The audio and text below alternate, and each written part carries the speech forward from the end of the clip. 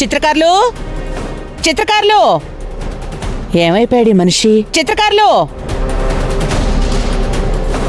నన్ను బాగానే నిద్రపుచ్చావు గాని. ఏం మాట్లాడుతున్నావు మనమ్మ? సాక్ష్యాధారాలు లేకుండా నిందించడం కరెక్ట్ కాదు. అంటే సందు దొరికితే చంపేస్తారన్నమాట. ఏంటి మనమ్మ అలా మాట్లాడుతున్నావు? ఏనాడైనా ఆ పని చేశానా నేను? అంటే అవకాశం దొరికితే చంపేస్తారన్నమాట. ఓ, అలాంటి పని ఏ మొగుడు చేయలేడు. మగాళ్ళందరూ మంచివాళ్ళు కాకపోవచ్చు, కానీ మొగుళ్ళందరూ మంచివాళ్లే. చాలు చాలు మిమ్మల్ని మీరు సమర్థించుకుంది. అమ్మా, నీకెలా ఉంది ఇప్పుడు? నాకు బాగానే ఉంది సత్య. డాక్టర్ గారేం పర్లేదు అని చెప్పారు. అయినా సిరే ఇందాక అదోలా ప్రవర్తించింది. డాక్టర్ గారు చెక్ చేసి తనని రెస్ట్ తీసుకుంటే తగ్గిపోతుందని చెప్పారు. తను గదిలోనే పడుకుంది. వెళ్ళి చూడు. అవునా?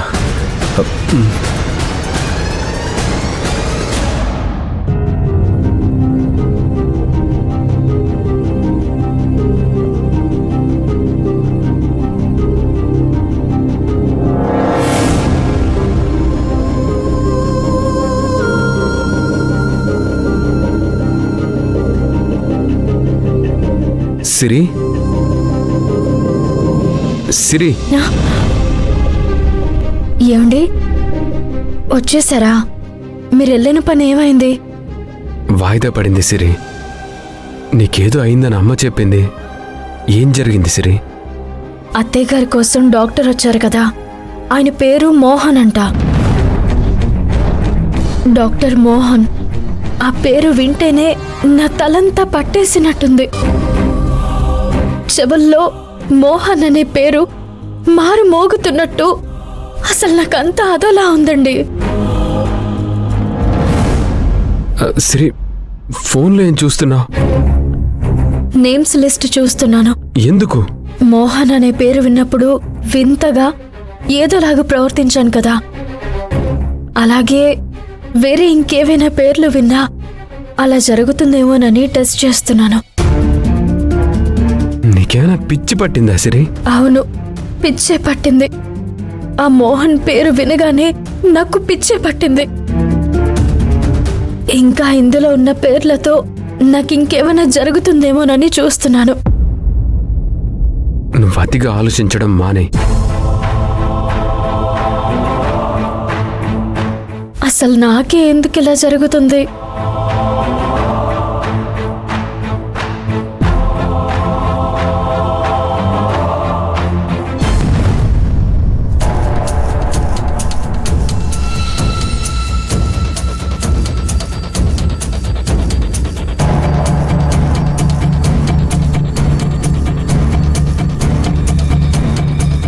ఏంటొదినా?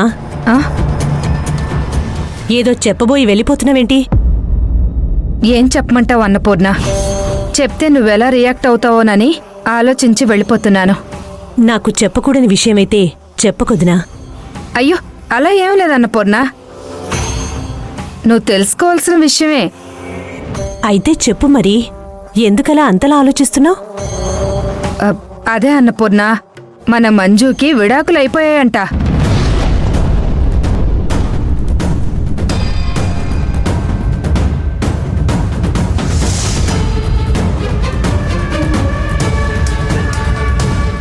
అదేంటన్నపూర్ణ అలా అయిపోయావు? నువ్వేదో సంతోషిస్తావని ఈ విషయాన్ని తిప్పి తిప్పి చెప్తే నువ్వేంటి ఇలా బాధపడుతున్నావు? మంజు ఇకపైన నాతోనే ఉంటుందని సంతోషించాలా, లేకపోతే నాలా ఒంటరిదైపోతుందని బాధపడాలో అర్థం కావట్లేదు. అన్నపూర్ణ, ఇది బాధపడాల్సిన విషయం కాదు, సంతోషించాల్సిన విషయం.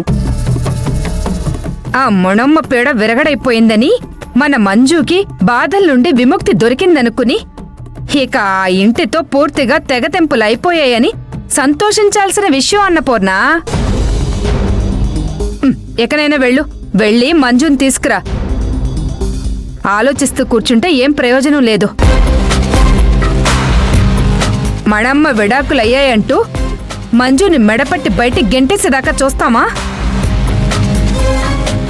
అలా జరిగితే మన ఇంటి పరువు మొత్తం పోయినట్టే.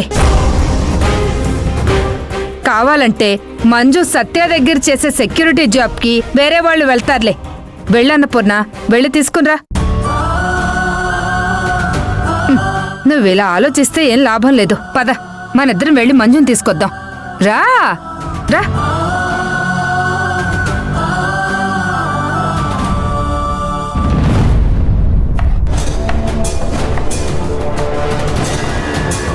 ఆ రోజు ఆ కాకి పిల్ల పేడ విరగడనట్టే కోడలు అనే పోస్ట్ పూర్తిగా పోయినట్టే ఈ సెక్యూరిటీ పోస్ట్ కూడా పోతే ఈ ఇంటికి ఆ మంజుకి పూర్తిగా బంధం తెగిపోయినట్టే అనుకున్నాను. కానీ ఆ మంజుని గెంటేయాలనుకున్న ప్రతిసారి తను ఏదో ఒకలాగి ఇంటికొస్తోంది. మొండిఘటం. ఇలాంటి మొండిఘటాలకి నాలాంటి గయ్యాళత పనికిరాదు. కానిస్టేబుల్ కదా, కొంచెం మోసవాళ్లే కావాలి.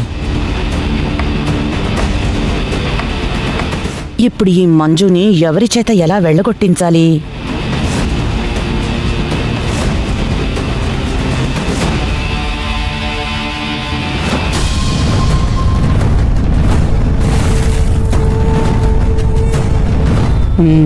ఈ కత్తి చూస్తే దాక్షాయిని గుర్తుకొస్తోంది. తనే ఇలాంటి సమస్యలకి సరైన మనిషి. ఇది పోలీస్ వేషాలేస్తే తను రౌడీ వేషాలేస్తుంది. అప్పుడు ఇద్దరికీ బాగా సెట్ అవుతుంది. ఫోన్ చేసేద్దాం.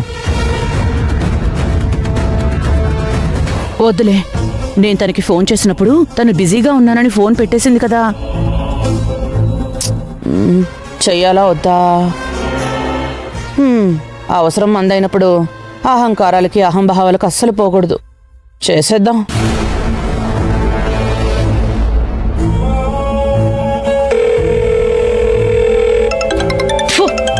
అమ్మా, మనమ్మగారు ఫోన్ చేశారు.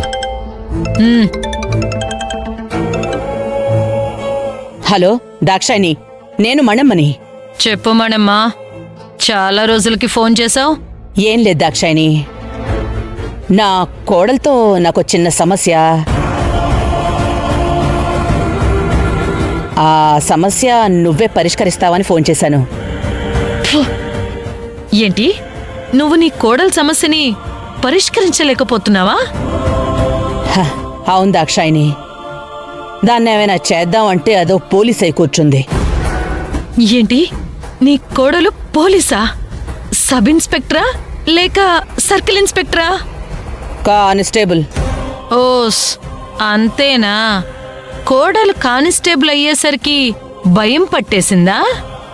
అది నా ఎత్తులకి పై ఎత్తులు వేస్తూ నన్ను ఓడిస్తూ ఉంటుంది. సర్లే కాని, నువ్వేమో సిటీలో ఉన్నావు, నేనేమో ఊర్లో ఉన్నాను.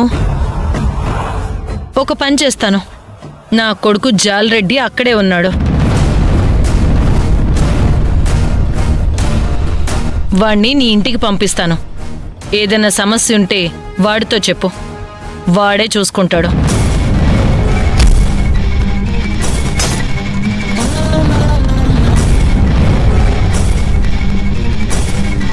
సరే దాక్షాయిని, నా ఫోన్కి అడ్రస్ పంపించు, వాణ్ణి పంపిస్తాను.